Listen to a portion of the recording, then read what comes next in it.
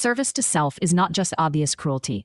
It often looks polished, strategic, confident, and completely normal until you notice what it is protecting. In the Law of One, service to self is a pattern of consciousness organized around control, separation, and advantage. It is not healthy self-respect. It is not rest. It is not a clean boundary. A healthy boundary tells the truth and still respects reality. Service to self tries to control reality so the person keeps power, leverage, or a protected image. This pattern can look impressive on the surface. A person may sound calm, capable, persuasive, and highly competent. But under pressure, the question is not, what is true? The question becomes, how do I stay on top? How do I control the story? How do I avoid looking weak? That is why service to self can be hard to recognize. It does not always arrive as open aggression. Sometimes it shows up as selective honesty, careful image management, strategic confusion, or emotional pressure that keeps other people off balance. Imagine a department director at work who makes a bad decision that costs the team time and money. When people begin asking questions, she does not clearly admit the mistake. Instead, she controls the meeting, answers indirectly, leaves out key facts, and quietly lets a lower-level employee absorb the blame. From the outside, she may still look composed and professional. She is not yelling. She is not being dramatic. But the pattern is clear.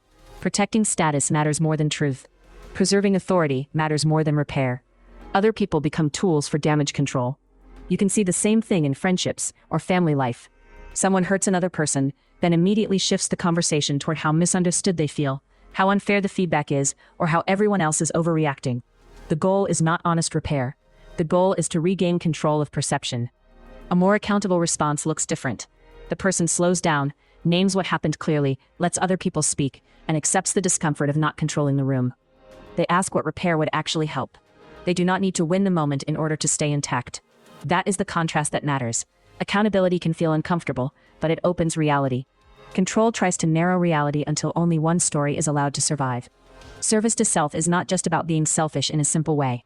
It is the repeated habit of choosing image over truth, leverage over honesty, domination over mutuality, and distance over real contact. The value of this teaching is not to label other people. It is to become more honest with yourself. When you feel exposed, do you move toward truth or toward image? Do you move toward repair or toward control?